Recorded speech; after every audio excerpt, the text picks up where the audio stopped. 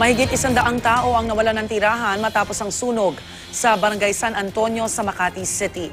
Aabot sa 2 hanggang 3 milyong piso ang halaga ng natupok na ari-arian. Narito ang report ni Isay Reyes.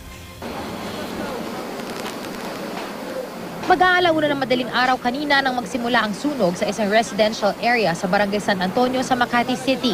Mula first alarm, agad itong iniakyat sa third alarm 1:02 ng madaling araw dahil sa mabilis na pagkalat ng apoy. Nasa 10 bahay ang apektado na hinati-hati sa mahigit 20 pinto na paupahan.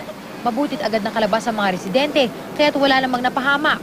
Tarantala po kami lahat, wala po kami nakuwang gamit kahit ano. Wala kayo naisal pa kayo, pero nakaligtas, nakalabas naman lahat. Opo. May creek po yan eh. Doon daw po tumalon yung mga nasa likod kasi malaki na po ang apoy sa harapan eh. Kaya doon po sila tumalon. Narinig ko na lang po may sumabog. Sumabog? Yun yung... Yung nangamoy po, may nangamoy na siya. Ito po siya na po. Nangamoy na... Parang kuryente, hindi ko po alam. Yun lang po. Pinasok ni Mayor Junjun Binay na residente rin ng turang barangay ang nasusunog na lugar. Legal naman daw na umuupa ang mga naninirahan dito. Sila po ay tutulungan ng city government. Makakaasa rin po sila ng financial assistance galing sa city government. Umuupa sila dyan. May pahintulot naman ng may-ari.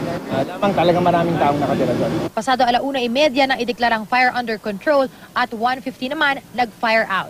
Patuloy pa raw ang investigasyon na ginagawa ng BFP sa pinagmula ng sunog. Nasa 2 hanggang 3 milyong piso ang halaga ng mga natupok ng apoy. Meron pa mga fire extinguisher yung mga bahay.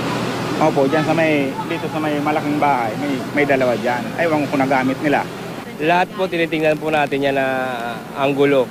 Kasi sa investigation po, we leave no stone unturned. Lahat po yan tinitingnan natin. Kung makikita po natin, wood po yan, may wood material at saka yung mga content, kaya mabilis po kumalat yung apoy. Mananatili muna sa San Antonio Covered Court ang mahigit 100 individual na nawala ng tirahan. Para sa unang balita, Isay Reyes reporting.